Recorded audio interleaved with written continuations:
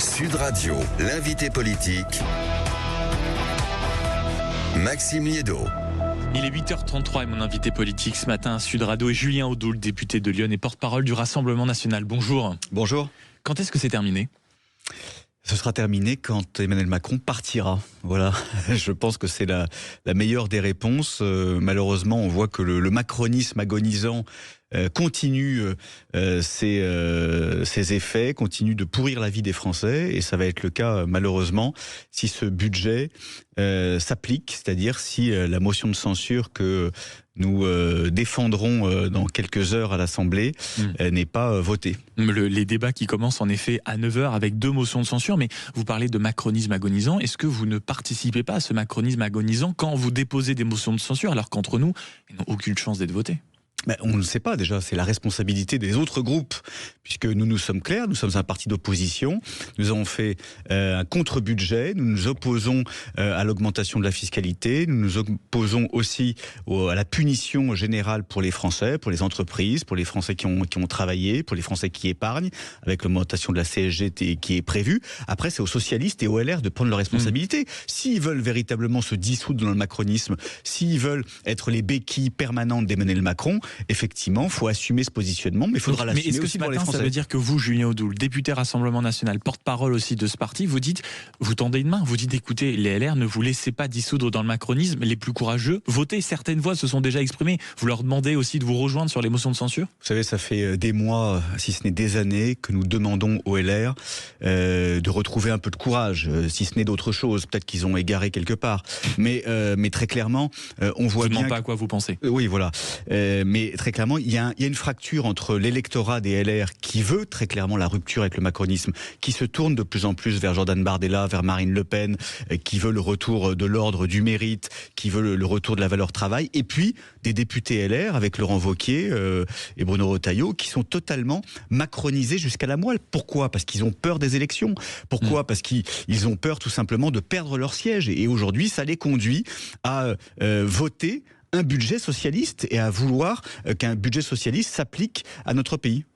Donc on verra en effet les votes et on verra si le gouvernement Lecornu peut tomber, en espérant d'ailleurs que les fameuses motions de censure qui seront, on va dire, examinées dans les prochaines heures se fassent examiner, on va dire, ou puissent puissent être débattues dans des meilleures conditions qu'hier, puisque on va dire que c'était quand même le grand chaos hier, avec une niche LR qui avait pour but normalement d'avoir de véritables discussions sur le travail du 1er mai, que ce soit l'interdiction des frères musulmans, que ce soit la légitime défense des policiers. Qu'est-ce qui s'est passé hier ? Il s'est passé que nous avons malheureusement à l'Assemblée nationale un parti, la France Insoumise, qui est dans la bordélisation permanente, qui est dans l'outrance, qui est dans la violence. Je dis bien la violence puisque l'un de leurs députés, Antoine Léaumont, a menacé, de la violence verbale à la violence physique, souvent il n'y a qu'un pas, et Antoine Léaumont a menacé le président de séance, Sébastien Chenu, des menaces intolérables, et ils ont, pendant 5 heures, il faut bien le dire, défendu mordicus, un groupe islamiste, une mouvance islamiste, les frères musulmans, pour refuser à ce qu'ils soient classifiés parmi les organisations terroristes. On y reviendra, mais quand on parle notamment de bordélisation, ça commence avec Laurent Jacobelli, lui aussi député du Rassemblement National, qui dit les frères musulmans veulent lapider les homosexuels. Eh bien, si vous voulez lapider les homosexuels, votez LFI. Laurent Jacobelli a entièrement raison sur le fond, puisqu'il y a une hypocrisie flagrante à gauche et à l'extrême gauche. Certains qui disent on défend les droits des LGBT, on est ouvert effectivement sur un certain nombre de revendications ici en France, alors qu'ils sont les soutiens d'une idéologie qui est viscéralement homophobe et qui massacre les homosexuels partout dans le monde. Vous regardez tous les pays islamistes du monde, les homosexuels sont persécutés, ils sont défenestrés, ils sont exécutés, et vous avez un parti qui est le parti de la charia aujourd'hui, qui est la France Insoumise, qui est le relais politique à l'Assemblée nationale de cette idéologie. Donc Laurent Jacobelli a eu entièrement raison de dénoncer cette hypocrisie. Est-ce que c'est pas caricatural à souhait, vous le Rassemblement National, qui allez sur tous les plateaux pour dire, sans doute à juste titre parfois, que vous, le Rassemblement National, êtes caricaturé à souhait, en partie de collaborateurs, en partie d'héritiers, on va dire des Waffen-SS et autres. Est-ce que c'est pas de faire la même chose avec la France Insoumise ? Mais il faut être factuel. Regardez depuis 2017. Si c'est factuel, factuel. Personne de LFI lapide les homosexuels. Vous voyez ce que je veux dire? Non, mais il faut être factuel sur l'idéologie, sur les combats, sur les déclarations des membres de la France Insoumise, qui est devenue depuis 2017 la France islamiste. Ils se sont opposés à la loi sur le séparatisme. Ils ont dénoncé notamment un certain nombre d'élus, un certain nombre de dispositions pour lutter contre l'islamisme. Ils se sont encore opposés à la classification des frères musulmans parmi les organisations terroristes. À chaque fois qu'il y a des revendications islamistes, le port du burkini dans les piscines, le port du voile pour les fillettes, etc., ils sont toujours là pour défendre les réseaux islamistes, les frères musulmans et autres. Ils défendent les mollahs iraniens, ils défendent le Hamas qu'ils considèrent comme un groupe de résistance. À un moment donné, donc il faut vous dites quoi en réalité quoi ce matin, notamment sur ces thématiques-là, quand on parle des homosexuels, des minorités, vous dites ce matin, le Rassemblement National, au même titre qu'ils étaient le bouclier pour les Juifs, comme vous l'êtes présenté il y a quelques mois, vous dites nous sommes le bouclier pour certaines minorités?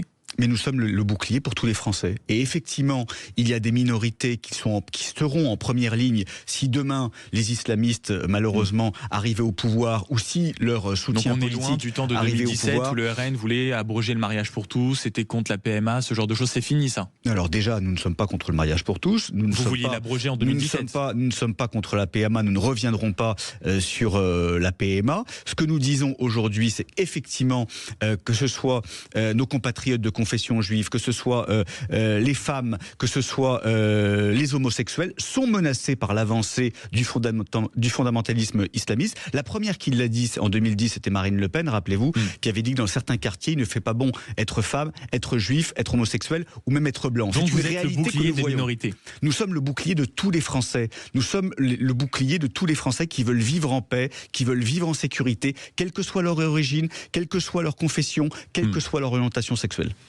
Pourquoi avoir de tels débats à l'Assemblée nationale et pourquoi notamment faire passer un budget? C'est très simple, c'est parce qu'il y a un contexte international absolument pesant, on l'a bien vu, 3-4 jours à Davos, dominé quand même par les déclarations de Donald Trump, que ce soit sur les droits de douane, le Groenland, l'Union européenne, l'Ukraine, l'organisation pour la paix qu'il essaye de ramener autour de sa personne, et un Jordan Bardella qui au Parlement européen a tenu un discours où il a expliqué que le chantage tarifaire à la souveraineté d'un État européen était inacceptable, que face à cette épreuve de puissance et de vérité, notre soumission, dit-il en parlant de l'Union européenne, serait une faute historique. Tant de déclarations contre le président américain, mais d'où vient-il toute cette énergie?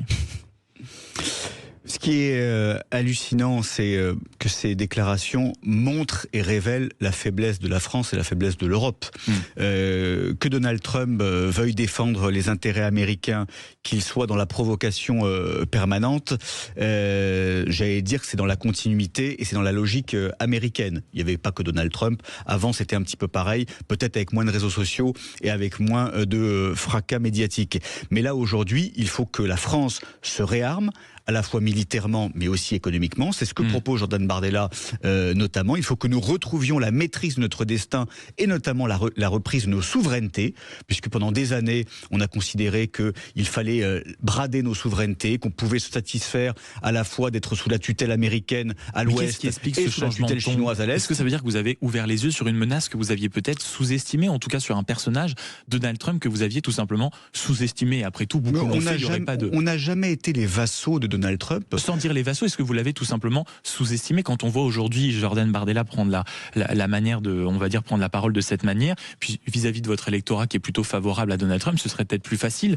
d'avouer certaines connivences avec le président américain. Notre électorat n'est pas favorable à Donald Trump. Près de 40%, une bonne opinion en tout cas du président américain. Notre électorat est favorable au patriotisme. Ce que l'on pouvait reconnaître à Donald Trump, c'est effectivement la volonté de défendre son pays, les intérêts de son pays. On aimerait... Et pourquoi on pouvait le reconnaître, ça n'est plus le cas? On aimerait qu'on ait des dirigeants en France qui défendent les intérêts français. Et nous, ce que nous disons, c'est que dans le monde, nous n'avons pas d'amis, nous avons surtout des intérêts. Nous avons surtout des grandes puissances qui défendent farouchement leurs intérêts. Les Américains défendent les leurs, les Chinois défendent les leurs, les Indiens, les Brésiliens, etc. Et il faut que la France, à un moment donné, défende aussi ses intérêts et ne soit pas sous la dépendance d'autres puissances. Quand vous dites à l'instant, on pouvait admirer chez Donald Trump un certain patriotique. Pourquoi on pouvait admirer? Ça n'est plus le cas aujourd'hui. Il serait plutôt sein, un parti comme le vôtre, de dire qu'en effet, il défend les intérêts de la France, et c'est louable, et c'est formidable. Il défend pas les intérêts de la France. Défend les intérêts de son pays, on doit faire pareil en France, on peut s'en inspirer, ce serait légitime. Mais c'est ce que nous avons dit, c'est ce que Jordan Bardella disait. Aujourd'hui, la grande difficulté, c'est que nous avons un président de la République qui n'a jamais défendu la France. Nous avons vu avec le Mercosur, il a laissé finalement ce traité s'organiser depuis des années. Il n'a jamais tapé du poing sur la table. Il a totalement fondu notre pays. Il l'a dissous dans cet européisme, dans ce mondialisme qu'il a jugé heureux alors qu'il est extrêmement malheureux dans les faits. Donc il faut reprendre le contrôle de notre destin et ça passe par une politique nationale, souveraine, volontariste. Par l'Union européenne aussi ? Non, ça passe pas par l'Union européenne, ça passe par l'Europe des nations. Parce que Jordan Bardella a parlé de puissance européenne. On pourrait se dire que ça passera un moment si Jordan Bardella arrive au pouvoir. Ça ne passera pas par le fédéralisme. En fait, le problème de l'Union européenne, c'est qu'elle a voulu finalement mettre à bas les nations, faire une technostructure qui n'a aucun pouvoir, il faut bien le dire, si ce n'est la parlotte de von der Leyen, mais qui est une puissance de soumission. Nous, ce que nous voulons, c'est que des nations libres, souveraines, indépendantes, qui s'associent entre elles pour défendre leurs intérêts. Nous avons des intérêts à faire valoir, qu'ils soient commerciaux, qu'ils soient industriels, qu'ils soient technologiques, qu'ils soient peut-être militaires, mais encore une fois, il faut laisser les peuples décider pour eux-mêmes et pas une technostructure non élue nous imposer finalement une vassalisation insupportable qui va conduire les pays européens à leur perte. Julien Audoul, après avoir fait un petit tour du côté de l'actualité internationale, revenons en France avec quelque chose qui est éminemment politique aussi, c'est le procès de Marine Le Pen. Vous y étiez cette semaine, vous avez reconnu notamment avoir accordé beaucoup de temps à Marine Le Pen, à son cabinet. On vous a vu également très ému, c'est un euphémisme, à la sortie du tribunal. Qu'est-ce qui s'est passé dans cette salle d'audience ? Non, très ému, je ne sais pas si vos confrères ont certainement relayé cela. Moi, ce que je veux dire, c'est que j'ai été, comme mes collègues, satisfait de pouvoir m'exprimer dans un climat serein, dans un climat d'écoute. Nous avons fait valoir effectivement la vérité, parce que nous n'avons eu qu'une seule ligne et que nous continuerons à défendre, c'est la vérité des faits, c'est la vérité de ce qui s'est passé. Et puis nous espérons justement être entendus lors de cet appel. Et vous parlez de la vérité des faits, et on a encore du temps avant la fin de ce procès en appel. Est-ce que vous n'avez pas tout simplement accepté de servir de bouclier pour Marine Le Pen ? Non, mais alors je m'exprimerai pas pour des raisons évidentes et vous le comprendrez bien. Là, on a un procès en appel. Quand même, quand tu as dit le niveau de ce que je recevais de lui, c'est-à-dire de vous, ne m'a pas mis la puce à l'oreille. Encore une fois, on va pas refaire le procès. Moi, patron, ici. Comme ça, je m'en vais. On va pas refaire le procès ici. Ce dossier est très complexe. C'est un dossier qui, je le rappelle, concerne d'autres partis politiques et c'est important de le dire. Ça concerne le rôle des assistants européens.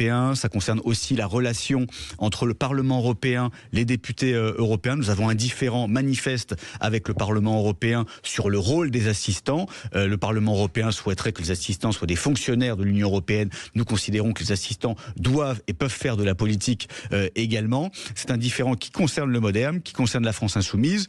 Et je pense qu'il faut s'en tenir là. Après, sur le fond du dossier, effectivement, je réserve mes commentaires avec mes collègues à la présidente de la Cour d'appel. Et si jamais, simplement, on va dire que le procès n'apporte pas les résultats prévus, notamment pour vous, vous imaginez quitter le Rassemblement national, ne plus faire de politique ?